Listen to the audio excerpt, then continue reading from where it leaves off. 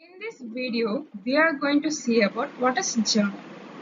Here, it is nothing but it is derived from the French word jour. The meaning of a jour, day. And next, what are all the activities which are going on in a business? All the activities are recorded. Yeah, daily records of a business transaction. And next one, it is a book of a primary entry or original entry. Why we are saying a journal as a primary entry? Because journal is the first step in an accounting process.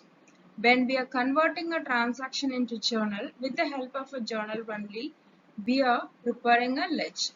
And next we are moving for the final level of a balance sheet. Therefore, for all the steps, the primary entry, that is a journal, is needed. And next, the transactions are recorded in journal in a chronological order according to dates. The chronological order is nothing but as per the dates. They are following a date. For example, started business, it may be from the beginning. And the next day they are purchasing some raw material means it should be recorded on the next date.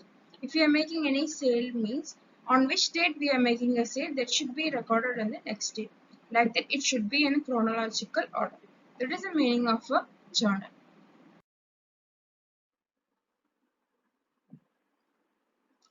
Here we are seeing about the specimen of a journal. Here it is nothing but here if you are going to convert the transaction into journal entry, there is one format is there for you. How we are going to record them. Here first we have to provide the date.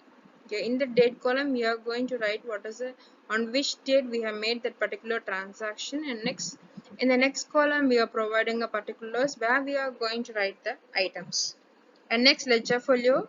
Ledger folio is nothing but here it represents the page number of a particular journal. In the ledger here, if you are converting a journal into ledger, in that ledger folio you have written the page number there.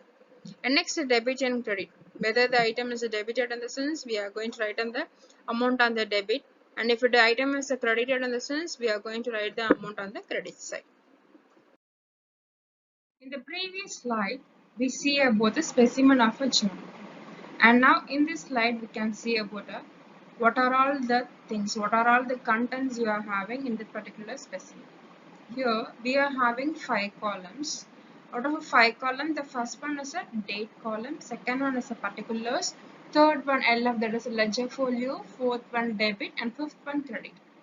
Here, first column, date column. Here, what you are going to provide in the date column means on which date the transaction is made. That particular date should be recorded on the date column. And next one, particular column. In that particular column only we are going to record the item. Whether the particular item may be a debit item or credit item. We are going to write in a particular column. And here, while writing in the particular column, first we have to write the debit item. And next to the debit item, we are going to write it as a debtor, that is a DR. And next, the credit item, we have to write in the next line. But before writing in the next line, we have to leave some space. Yeah, that is a rule for writing in the particular column.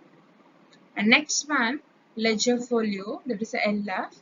Here it won't be applicable for us, but we have to provide one column for it. What is the thing? For what purpose? We may ask for what purpose we are providing the ledger folio. Ledger folio is for the purpose of a cross verification. While we are converting a journal into ledger, at the time for cross verification, we need the page number. We need the page number of the particular account. For that purpose, ledger folio is very useful. And next one, debit. In the debit column, we are going to write the amount of a debit item. And next one, credit. In the debit column, there is a credit column, we are going to write the amount of credit. And next one, last one, narration. It is very important. Here, many of you don't know how to write the narration. If you don't know how to write the narration, better you write the transaction. It is nothing but narration is nothing but a short description of each transaction. Okay, thank you students.